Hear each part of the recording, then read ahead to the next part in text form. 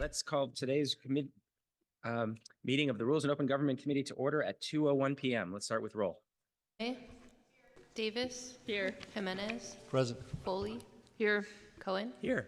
Thank you. I have a All quorum. right. We will start with our review of the January 23rd final agenda.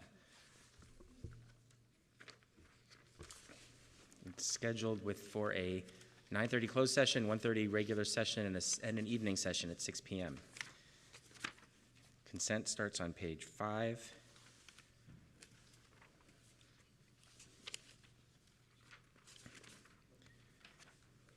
We have on page 6 2 items: annual report on city services and the proposed responsible construction ordinance in section 3.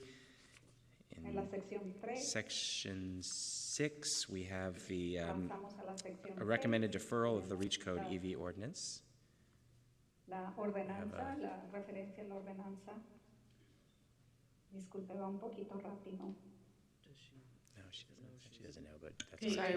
one of the interpreters is on the wrong channel, I think. We're working to fix it on Zoom right now. Okay, good. This is Tiffany's Vietnamese interpreter. Thank you.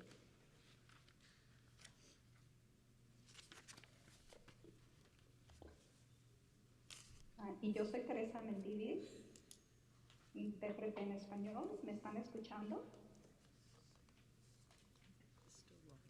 Yeah. Okay, I think Teresa might need to. Teresa, are you on the correct channel? I think I am. Honey, this is Tiffany's. I did not get assigned for the language either. Yeah, I need to take over as host so I can fix it. Sure.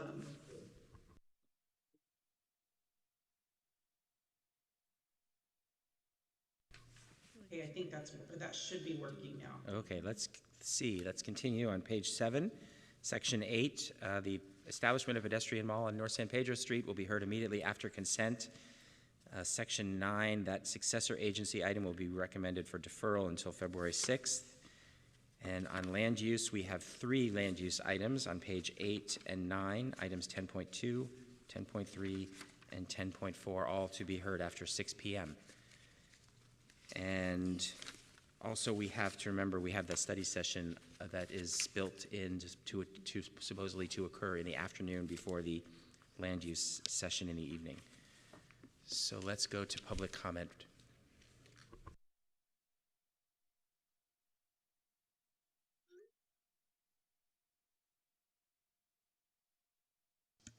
Paul, go ahead.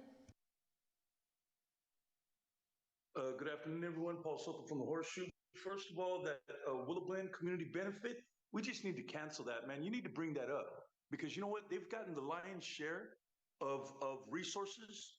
You know, they're sitting on equity that was acquired through racially based covenants. So you know what? They've already got enough city resources. So I'm asking that be brought off of consent and put on the regular agenda for discussion. That's number one. Number two, I don't think there's going to be a whole lot of sympathy for the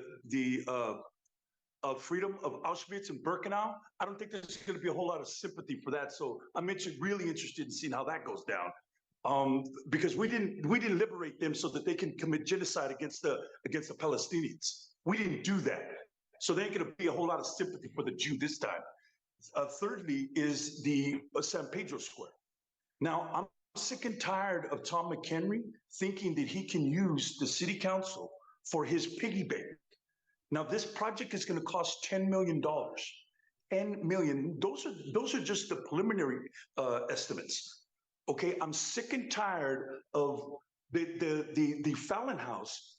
That was $6 million. $6 million. Okay, and then we had the statue that I had to go through 18 months of research in order to have removed because of the decapitations associated with it and his connection to Peter Burnett. So you know, there's this thread, this disgusting thread of Tom McHenry thinking that he can leverage his power and leverage his influence inside this council with councilmen, with council members, in order to increase the property values of his property over there. This is an absolute no. I'm sick and tired. We don't have $10 million to give him so that his property values can increase over there in San Pedro Square. I'm sorry, go look for somewhere else. Back to the committee. All right, do we have any comments or a motion? Move approval of the January 23rd agenda along with the 2 add items. Second. Okay, no discussion. All right, let's vote. Motion carries 5-0. So now let's review the first review of the council meeting on Tuesday, January 30th. That one is a morning closed session and a 1:30 regular session. Consent starts on page 4 and continues to page 5. No items in sections 3, 4, and 5. We have the REACH code ordinance update for EVs in section 6. Also, issuance of non-exclusive franchise agreements, section 6.2. And then neighborhood services, we have the annual care services annual report. Section 8, regulating oversized vehicles and addressing encampments and oversized vehicles around schools. There is a land use consent with 2 items that would be heard immediately after consent. So let's go to public comment.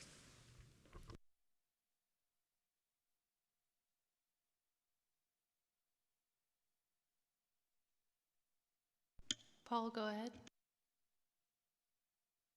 Thank you, Paul Soto from the Horseshoe. We've already, as a city, you guys have been breaking the law. Martin versus Boise is very, very clear. Very, very clear on you cannot remove an encampment if there is no other suitable place for you to place the person that is camping out on city property, on public land. This is the law. Why you continue, or why this mayor continues to break the law with a smile on his face, and then in the next really act like you guys are the moral authority on the law, like you're the government, so you don't ever do anything wrong. You never do anything against the law. You break the law every single time you go near an encampment and you bust it up because you guys do not have any suitable place for them to go. They don't exist. That's why he's in such a hurry to get those places built. So why don't you just take this one off the agenda, because it's not going to go anywhere, because we already know, and I know the city's attorney has notified you of this, that this past weekend, the Supreme Court is now going to hear a case that was affirmed in the Ninth Circuit. Now, I follow these things, man. And every single time I come to this meeting and see that mayor's smile on his face, and John Cicerelli with a big old smile on his face, because they think that they're going to just go mow down all the people that are experiencing generational impacts of poverty. There is a historical context of poverty creation. You guys keep creating the poverty, and then when the people on the streets start experiencing the symptoms of that, you want to go and bulldoze them down and criminalize those symptoms. It's not going to happen, not on my watch. You keep doing this, you keep breaking the law, and you keep putting us in a position to where we have to waste our time and sue you just to prove that we're right. Back to the committee. All right, we have a motion.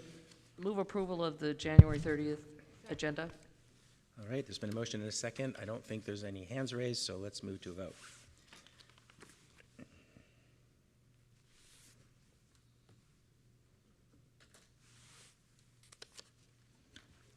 Sorry, just a second. We're trying to start the vote.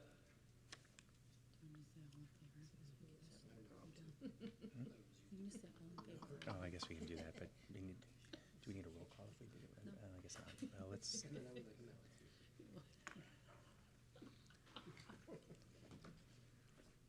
All right, if we are having technical difficulties, we can just all say aye. If all in favor, say aye. Aye. Opposed? All right, I think that carried 5-0, or Thank 5 you. ayes. Let's move on to our consent calendar. There are 7 items on consent, and we'll start with public comment.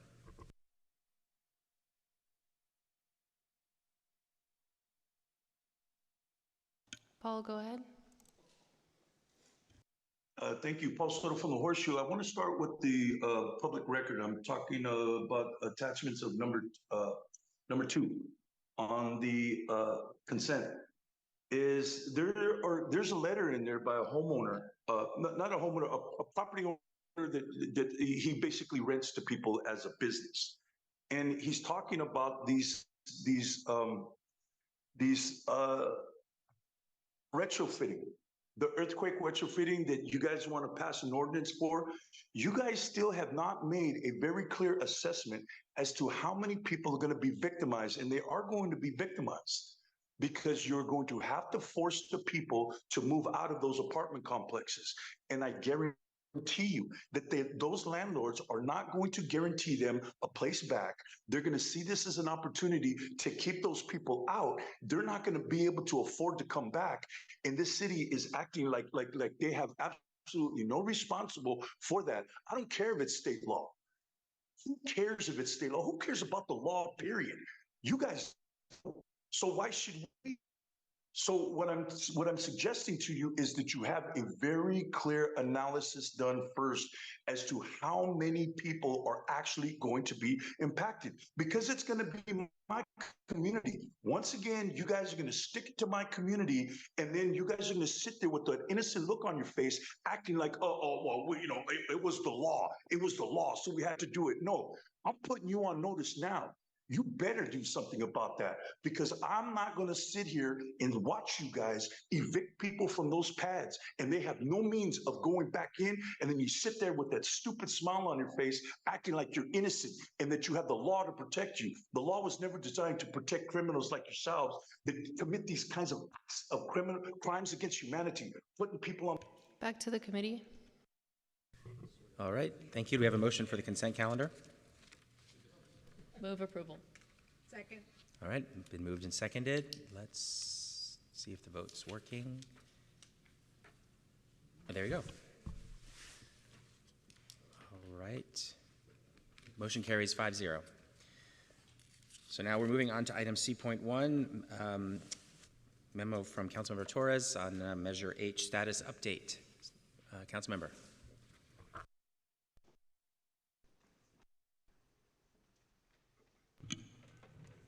Thank you, colleagues.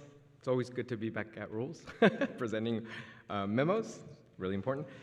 So I submitted this memo because for me it's really important to understand how Measure H is performing for our city of San Jose. And as you know, Measure H was passed with 72% of the vote back in November 2022. And Measure H was created and voted on by the voters to fund essential services from fire protection, disaster preparedness, and youth programming, but also to address homelessness, which is the city is tackling, right? And however, in April of 2021, the California Gambling Control Commission rejected the casino's promised 30 card table under Measure H, despite the city enacting a 1.5 tax increase. So. And as you could imagine, right, when our city lacks funding, right, some other organizations take their place for tax revenue, and so our casinos are currently generating over $30 million in tax revenue to our city coffers every year. And this has left casinos paying for a tax without the promised benefit of being able to expand their cardroom tables. And so, again, like I just mentioned, we all know that we might be having a budget deficit in the next coming months or the years, and so that's why, for me as an elected official, it's important for Measure H to come back to PISFIS, right? So I can understand the true intention of Measure H and if it's really working for our city of San Jose. Okay, thank you. We will start with public comment on this item. We have one in-person speaker. Eddie, please make your way to the podium.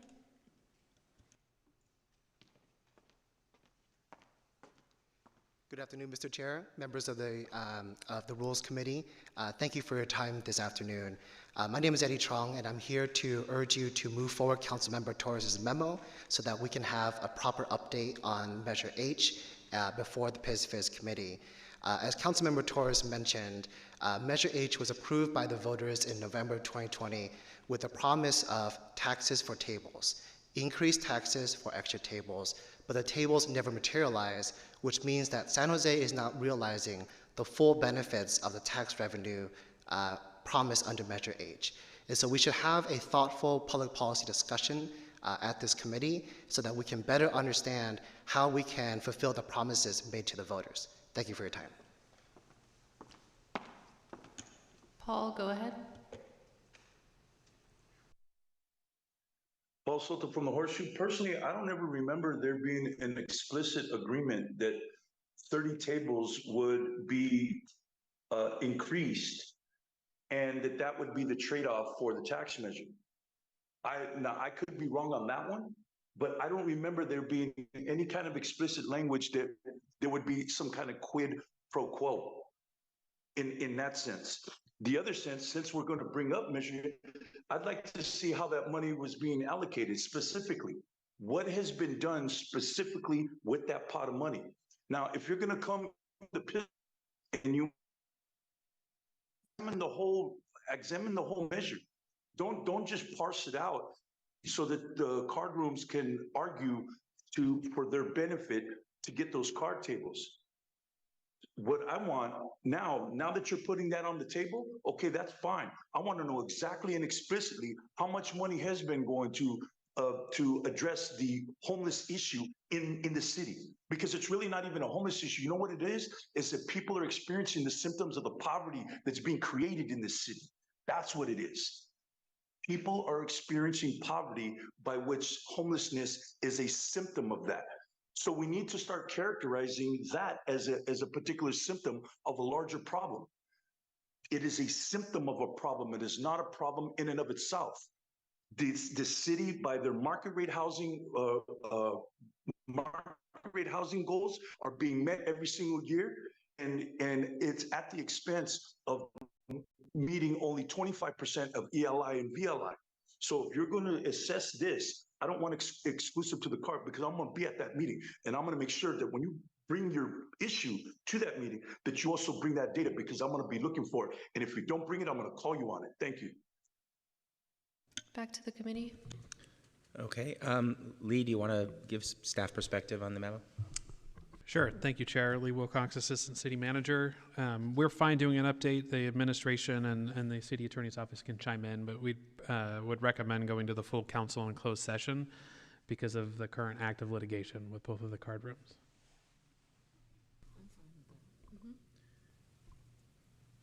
Okay. Are there anybody wants to comment? Oh, yeah, here, I have a go question. So I totally understand that, Lee, and I get we obviously most of the time or all the time we discuss some of these issues in which litigation's involved.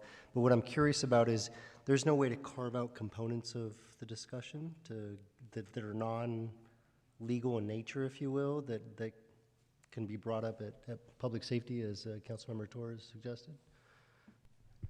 Councilmember Kevin Fisher, Assistant City Attorney. There are 6 lawsuits pending connected to Measure H and card rooms. We would certainly be able to have a more robust discussion with council in closed session.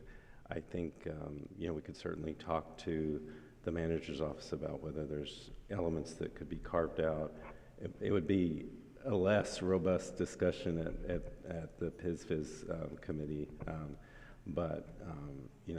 There probably are certain elements we could talk about. I'm looking at Lee, but I think there could be some sort of discussion. It was just, it wouldn't be particularly robust, or it might be a little confusing for folks because they wouldn't necessarily get the whole picture. Okay. I would be supportive of, to the extent possible, if there's some of, stuff that's related to Measure H, an update, stripping out, obviously, the legalities related to some of the lawsuits. If there's a way to do that, and even if you have to go back, think about that, I'm okay with that too. But if there's a space for that, if there are components of that, I think it'd be helpful just to hear a little bit about that.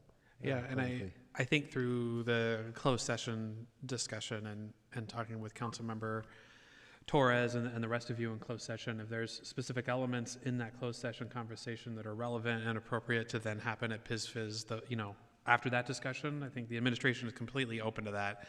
I think our purview right now is just ensuring that you guys can have that conversation with, your attorneys in an appropriate place. But yes, if there are components of that can happen in PISFIS afterwards, we're completely open to that. So that makes sense to me. I guess what I'm wondering is, you come to closed session, we have an open, frank discussion, right, as we typically do. How would we then sort of peel it out of closed session and bring it to the committee, assuming there's components of that that we think are worth discussing openly? Would it be another memo to rules? I mean, how do we?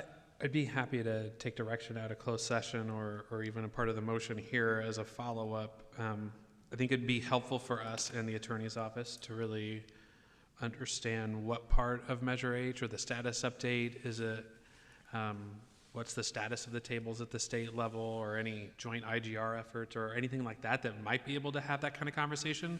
But I guess I'm happy to take the specificity or the focus of what's being desired in closed session, and anything that can happen outside that room, then doing like a verbal update, I think is what Councilmember Torres is looking for at PISFIS, bringing in the appropriate folks to do that. Yeah, I was going to suggest a motion that says, a motion that refers this to PISFIS, but pending a discussion in closed session about what elements could come forward to the committee after closed session, heard in closed session. I'm fine with that, so I'd make that motion. Okay. Second. Yeah. All right. Any other comments? Oh, let's vote. All right. That motion carries 5-0. Thank you very much. Thank you, Councilmember Torres. And you're staying in the box for one more item, item Yes. C.2. I'm back. Digital billboard status update. Yeah, no, thank you again, colleagues. So I think for me, it's always important to get the full details of any proposal or any program here in the city of San Jose. And so one of them is obviously digital billboards. And as you can imagine, as a downtown council member, it's important for me to look at all paths of vibrancy, downtown vibrancy, especially one that brings in revenue. And as you could imagine, the notice of intent was released in the fall of 2022 and has not been finalized. And so because there hasn't been any significant movement, it is vital that we get an update at the February CED meeting, especially since it is going to impact my district. The digital billboard we're talking about is at the Tech Museum. And again, that's why I'm asking for a comprehensive update at the February CED meeting, which will allow us to be informed and understand the challenges that have arisen for not only our city, but for folks who want to bring in this digital billboard at the Tech Museum, sorry. Let's go to public comment first. Eddie, please make your way to the podium.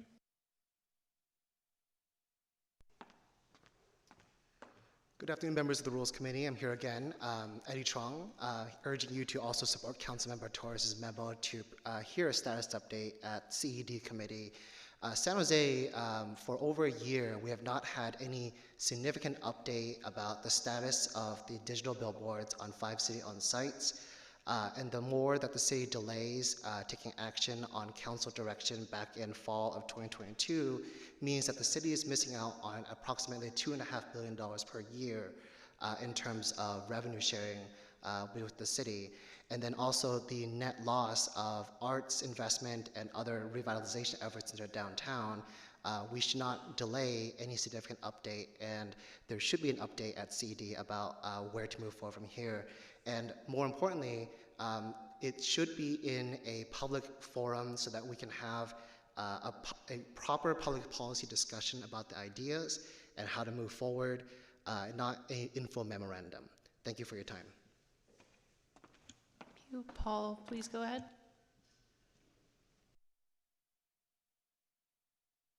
Thank you also from the horse. I know when I'm playing chess. I know exactly when I'm playing chess with somebody. And what Jake Paul is doing is playing chess with our lives. He is commandeering that whole entire area. This is just one portion of it.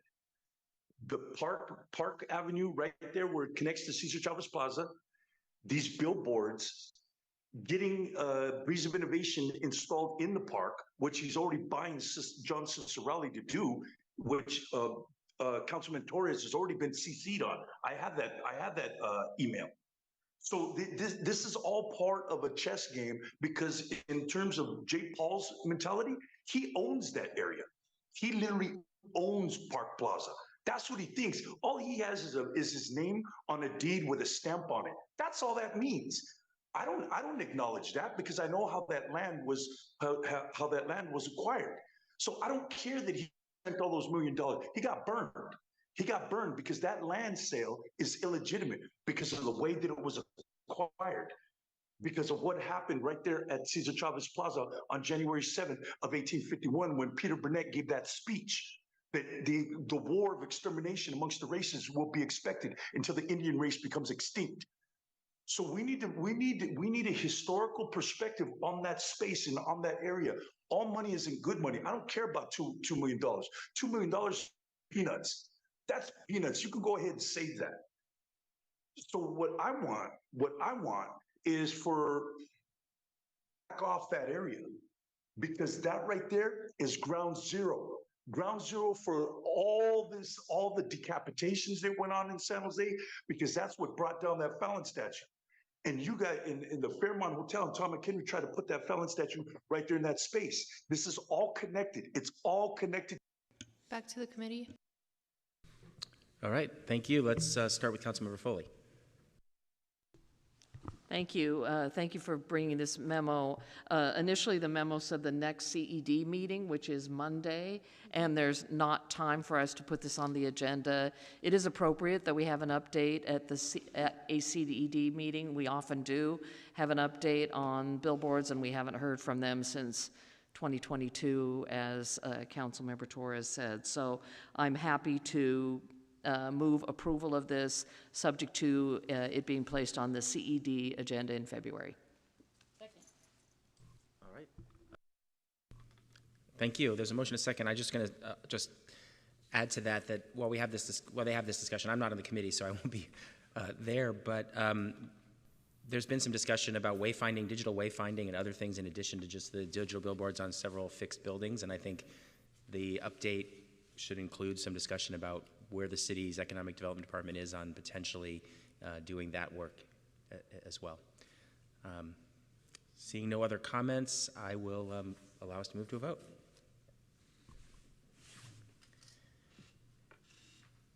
And the motion carries 5-0. Thank you very much. All right, now we're on to our final item, open forum. Maricela and Guillermina, please make your way to the podium.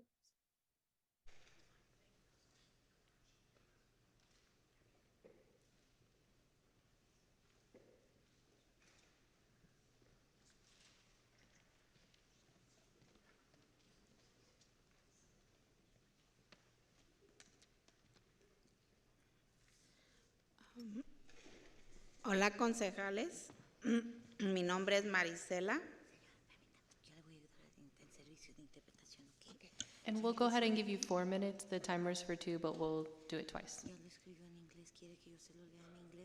Yo hablo español. Está bien, no hay problema. Gracias. ¿Lo leo todo? Hola, concejales. Mi nombre es Maricela Amezcua.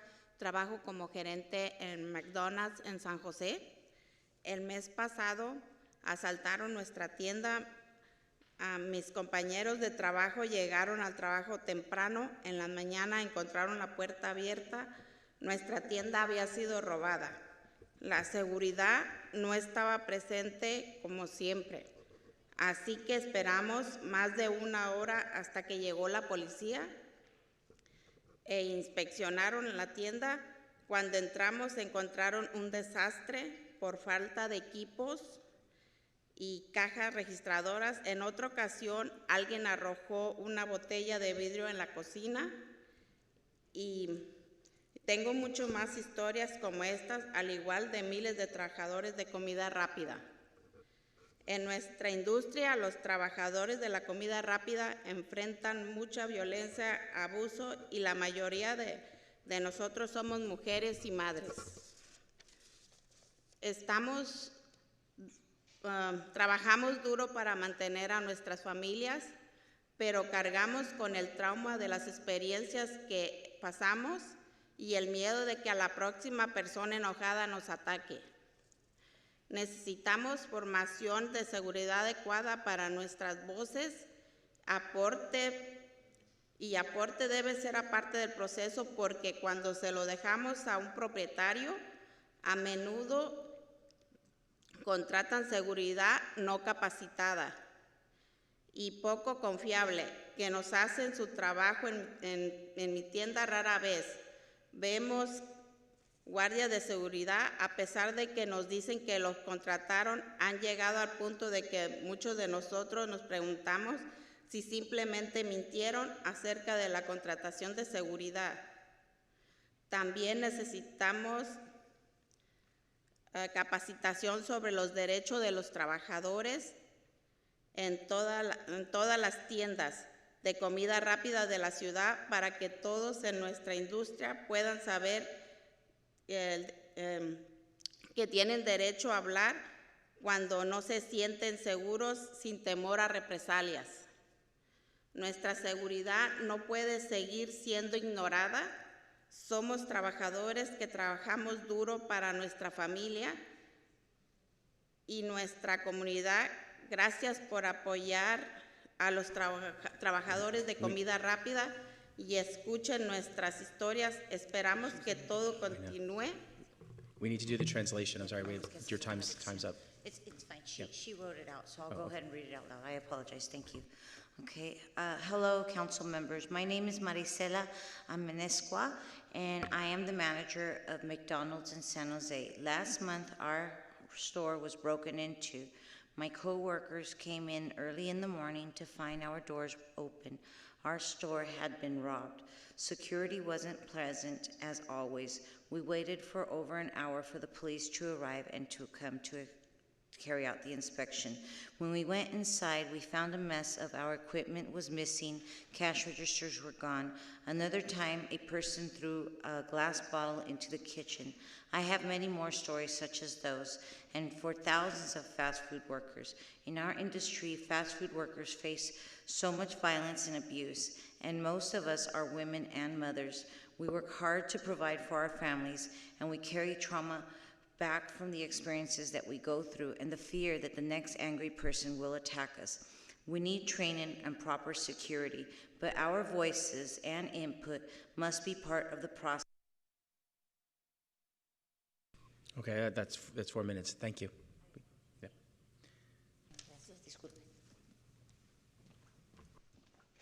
Paul, go ahead.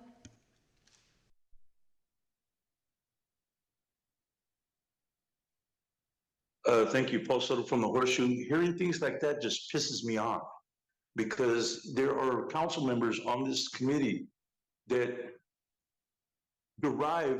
they fond the people into believing that they would be protectors of the immigrant community because they identify as an immigrant. Well, where's your protection now, homeboy? Where's your protection now? All you do is you cater to downtown, you cater to the developers, you cater to nothing but money, dude. You're all talk and you're no action, dude. You are no action. You're losing respect from the barrio. There are a lot of people, man, that want to talk to you, homeboy. They want to talk directly to your face, because I already know what time it is with you. And so they want to talk directly they want to get at you, man. They really do. But you're too much of a coward to show up. You're too much of a coward. And if you did show up, you'd show up with about 10 cops behind you. This is what's going on in the city. We can no longer ignore what's happening in the city. What's happening with the city, with Councilman Ortiz taking people to court. The dude's going to lose. He is going to lose. Not only that, I'm getting that reporter, and she's going to start reporting on what you guys have been doing to me. So you're gonna be having these lawsuits coming up really quick, because what you guys have been doing and what the mayor's been doing is he's been doing the same thing. You cannot censor speech. You cannot censor speech. You don't have to direct your comments to the whole committee, because when you look at the wording, it says should. It doesn't say shall. So that's not an order. That is not, it says you should address the committee. It doesn't give a direct order. It doesn't say shall. And that's what it has to say if it is a direct order, if it's a rule, but it's not a rule. And so what you're doing is you're abusing your power, you're abusing your authority that you don't even have.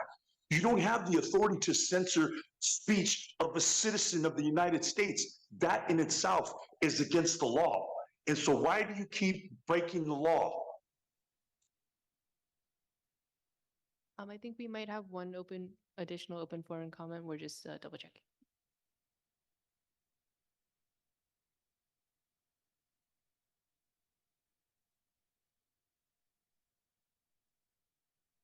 Yermina, please make your way to the podium.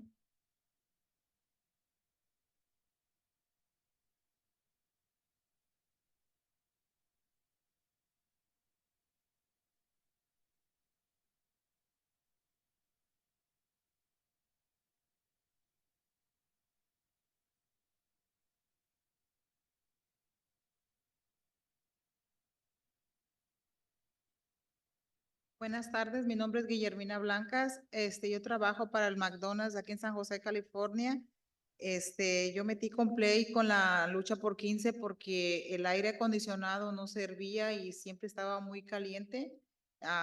Nos poníamos como mal.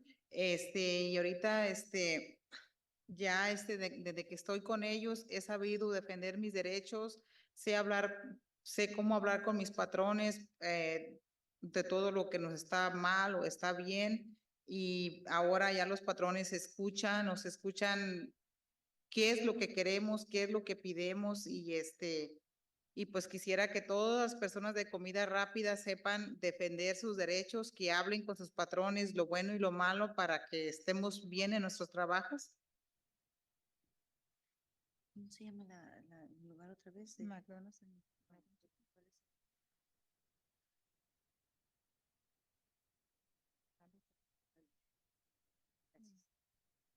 Good morning. Good afternoon. My name is Guillermina Blanco, and I work at McDonald's in San Jose. And I wanted to set up a complaint with La Lucha por 15. It's we were complaining about that the AC was not working very well, and it was very hot, and we were all getting sick. And then, after that, also, they have taught me how to speak and how to defend my rights. And now I do know how to talk to the bosses in regards to my rights, if things are good, if things are bad. And now they're hearing this. But I would like to say that I want everybody who works in fast food to be able to talk about what's working and what's not working with their bosses. And that's it. That's it. Thank you. Back to the committee. All right, thank you. Our meeting is adjourned at 2:39 p.m.